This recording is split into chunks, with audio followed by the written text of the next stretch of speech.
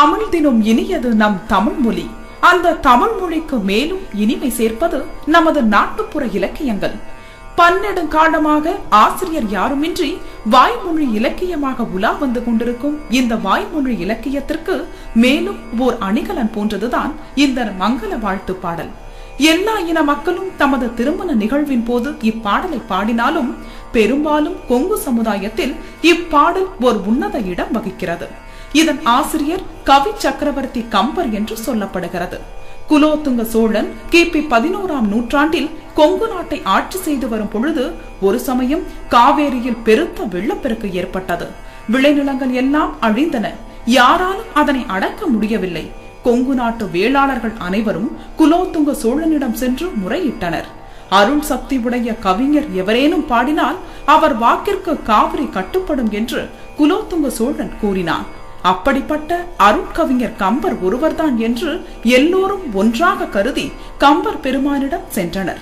அவர்கள் கூறிய செய்திகள் அனைத்தையும் கேள்விப்பட்ட கம்பர் காவிரியை வாழ்த்தி பாட இசைந்தார். கன்னி அழிந்தனல் கங்கை நிரம்பினல், பொன்னி கரை கடந்து போயினல், இன்று இன்னீர் உரை கிடைக்கலாமோ உலகுடைய தாயே, கரை கடக்கலாகாது கான் என்ற பாடலை பாடினார். கம்பரின் வாக்கிற்கு கட்டுப்பட்ட காவிரி கரைகளுக்குள் அடங்கி ஓடத் தொடங்கியது. பெரும் மகிழ்ச்சியடைந்த சோழ மன்னன் கொங்கு நாட்டு வேளாளர்கள் திருமண நிகழ்ச்சிகளின் போது மணமக்கன் வீட்டார் கால்கழஞ்சும் மணமகள் வீட்டார் கால்கழஞ்சுமாக செலுத்தி வந்த அந்த அரைக்கழஞ்ச திருமண வரியை இனிமேல் தனக்கு செலுத்த தேவையில்லை என்றும் இனி அதனை கம்பருக்கு பரிசாக செலுத்தவும் ஆணையிட்டார். கம்பர் தாம் பெற்ற திருமண வரிக்கு நன்றியாக வேளாளர் திருமணத்திற்கு மங்கள வாழ்த்து பாடி கொடுத்தார். கம்பரின் மறைவிற்கு பிறகு அவரின் மாணாக்கர் வம்சமாகிய புலவர் வம்சத்தார் இவ்வுரிமையை பெற்று வந்தனர்.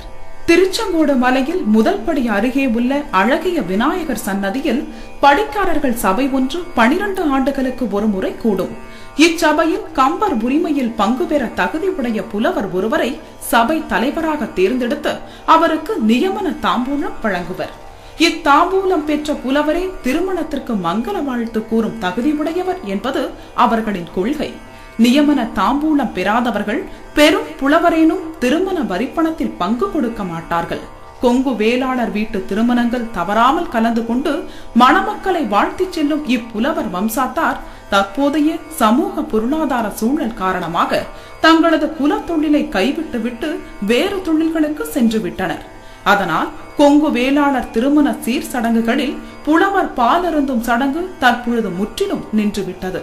இப்புலவர் வழிவந்த சீடர்களாகிய கொங்கு நாவிதர்கள் இம்மங்கள வாழ்த்து பாடலை பாடி வருகின்றனர். இத்திருமண மங்கள வாழ்த்து மணக்கோலத்தில் மணமகனும் மணமகளும் அமர்ந்திருக்க மணமகனின் எதிரே மணப்பெண்ணின் சகோதரன் அமர்ந்திருக்க பாடப்படும் வாழ்த்து பாடலாகும். மணமகளும் மணமகளின் சகோதரனும் தங்கள் நடுவே முக்காலியின் மேல் தட்டில் வைக்கப்பட்டுள்ள அரிசியில் கையை கோர்த்து கொண்டிருக்கும் பொழுது நாவிதர் அதே தட்டில் உள்ள அரிசியை சிறிது கையில் எடுத்து வெற்றிலையில் வைத்துக் கொண்டு இப்பாடலை பாடுவார். ஒவ்வொரு ஜதியின் முடிவிலும் மலர் தூவுதல் போல் அரிசியை போடுவார். ஒவ்வொரு ஜதியின் முடியிலும் மேலம் ஒன்றும் வாசிக்கப்படும். கொங்கு வேளாளர் திருமணங்களில் நடைபெறும் இணைச்சீரின் போதும் இம்மங்கள வாழ்த்து பாடல் பாடப்படுகிறது. அப்பொழுதும் நாவிதரே இப்பாடலை பாடுவார். மேலும் கொங்கு திருமண வைபோகங்களில் பாடப்படும் இம்மங்கள வாழ்த்து பாடலானது பல நூற்றாண்டு பழமை வாய்ந்தது. அதற்கு சான்று நமது சங்ககால இலக்கியங்களே ஆகும். மங்களம் என்ற சொல்லுக்கு செல்வம், நன்மை, புகழ் என்று பல பெயர்கள் இருப்பினும் திருமணத்தின் போது இது பாடப்படுவதால் இது மணமக்களுக்கு அனைத்து செல்வங்களையும் வழங்க வேண்டும் என்று இறைவனிடம் வேண்டுவதாகவே அமைகிறது. அதனால்